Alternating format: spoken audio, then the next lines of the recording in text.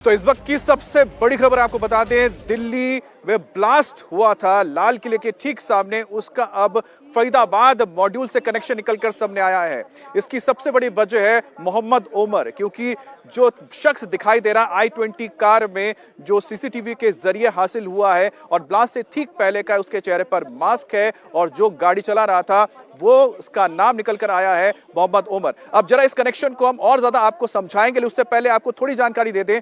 रविवार को जम्मू कश्मीर पुलिस ने स्थानीय पुलिस के साथ मिलकर फरीदाबाद से करीब 3000 किलोग्राम अमोनियम नाइट्रेट और तमाम दूसरी चीजें बरामद की थी, जिसमें डॉक्टर आदिल और डॉक्टर मुजम्मिल का कनेक्शन निकलकर सामने आया था, जो कश्मीर के रहने वाले हैं। अब फरीदाबाद मॉड्यूल को लेकर लगातार जो छापेमारी चल रही थी, उसी के साथ अब दिल्ली के लाल किले के सामने जो ब्लास्ट हुआ था उसके भी तार जुड़ गए हैं, क्योंकि i20 कार जिसमें धमाका हुआ था उसमें मोहम्मद ओमर मिला है, डॉक्टर मोहम्मद ओमर। अब इसका मतलब साफ है कि फरीदाबाद के साथ ये जो मॉड्यूल तैयार हुआ था उसके तार दिल्ली के साथ जुड़ रहे हैं, दिल्ली ब्लास्ट के साथ जुड़ रहे हैं। हमारे साथ कुमार सोनू है। कुमार सोनू, ये जो फरीदाबाद मॉड्यूल है उसके साथ दिल्ली के लाल किले के सामने जो धमाका हुआ उसके तार जुड़ गए हैं, ये बहुत बड़ा आप कह सकते हैं कि इस वक्त का अपडेट है, एक बहुत बड़ी कामयाबी है पुलिस के लिए इस मॉड्यूल को अनर्थ करना। देखिए, बिल्कुल फरीदाबाद मॉड्यूल खुद एक बड़ा टेरर मॉड्यूल है, जिसे फरीदाबाद की क्राइम ब्रांच और जम्मू कश्मीर पुलिस के जॉइंट ऑपरेशन के बाद पकड़ा था, जिसमें एक डॉक्टर्स का पूरा गैंग जो है सामने आया था, जिसमें डॉक्टर आदिल, डॉक्टर मुजम्मिल और इसके अलावा डॉक्टर शाहीन शाहिद जो कि लेडी डॉक्टर थी, और ये तीनों इस मॉड्यूल से जुड़े हुए थे। और बाकायदा इनका एक सीसीटीवी भी जो है सामने आया था, जिसमें जम्मू कश्मीर पुलिस ने उस सीसीटीवी को रिकवर किया था, जिसमें ये जैश के समर्थक के पोस्टर लगा रहे थे। तो जाहिर सी बात है, अब कहीं ना कहीं पूरे दिल्ली ब्लास्ट के तार जो हैं वो फरीदाबाद मॉड्यूल से अगर जुड़ रहे हैं तो सीधा जो है जैश से लिंक हो रहा है। हालांकि अभी किसी तरह की जिम्मेदारी किसी आतंकी संगठन ने इस पूरे ब्लास्ट को लेकर नहीं ली है, लेकिन अब दिल्ली पुलिस की स्पेशल सेल से जुड़ी एक हमारे पास खबर आ रही है अमित, कि दिल्ली पुलिस की स्पेशल सेल ने फरीदाबाद की क्राइम ब्रांच और जम्मू कश्मीर पुलिस से संपर्क साधा है और फरीदाबाद के टेरर मॉड्यूल को लेकर एक एक जानकारी जो है वो पुलिस ने मांगी है फरीदाबाद क्राइम ब्रांच और जम्मू कश्मीर पुलिस से, क्योंकि फरीदाबाद पुलिस और जो जम्मू कश्मीर पुलिस है, इन दोनों के जॉइंट ऑपरेशन के बाद फरीदाबाद में टेरर मॉड्यूल का खुलासा हुआ था और 2900 किलो जो विस्फोटक है वो बरामद हुआ था, आईईडी बनाने का सामान बरामद हुआ था। तो पुलिस अब जो है उस पूरे मॉड्यूल को लेकर जो है वो पूरा मॉड्यूल जो है दिल्ली पुलिस की स्पेशल सेल के रडार पर आ गया है, और अब जो एंटी टेरर यूनिट है दिल्ली पुलिस की स्पेशल सेल की, वो इस पूरे मामले को लेकर जो है जांच में जुट गई है अमित।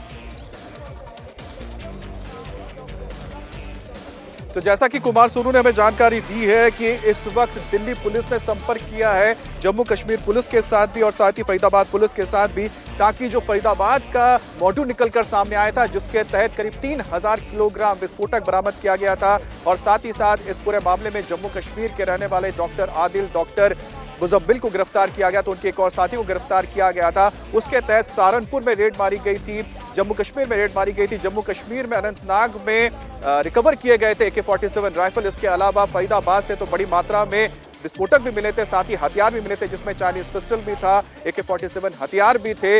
लेकिन इस मॉड्यूल के साथ एक और मॉड्यूल का जुड़ जाना, मतलब साफ है कि जम्मू कश्मीर के साथ फरीदाबाद और फरीदाबाद से जो दिल्ली में धमाका हुआ है उसको जोड़ देना और उसका जुड़ना अपने आप में कई बड़े सवाल खड़े करता है, क्योंकि सीसीटीवी फुटेज में i20 कार में जो शख्स नजर आया है जिसका नाम मोहम्मद ओमर है, वो भी क्या फरीदाबाद मॉड्यूल से जुड़ा हुआ व्यक्ति है? क्या उसके तार भी डॉक्टर आदिल और डॉक्टर मुजम्मिल के साथ जुड़े हुए हैं? ये तमाम सवाल हैं जो इस वक्त दिल्ली पुलिस खंगाल रही है। कुमार सोनू हमारे साथ है। कुमार सोनू, बहुत बड़ी बात यह है कि फरीदाबाद में जो रिकवरी की गई थी और उसके बाद उसके तार जिस तरह से जम्मू कश्मीर और साथ ही साथ इस वक्त दिल्ली में जो धमाका हुआ है लाल किले के सामने उससे जुड़ रहे हैं, क्या इसके पीछे एक बहुत बड़ी कॉन्स्पिरेसी थी और इसके पीछे क्या हो सकता है कि पाक समर्थित आतंकी संगठन है वो भी शामिल हो सकते हैं? देखिए अब क्योंकि मामला जो है बेहद गंभीर हो गया है, क्योंकि फरीदाबाद मॉड्यूल से अगर इसके पूरे ब्लास्ट के तार जुड़ रहे हैं तो जाहिर सी बात है जैश का नाम जो है अपने आप सामने आएगा, जैश ए मोहम्मद का नाम अपने आप सामने आएगा।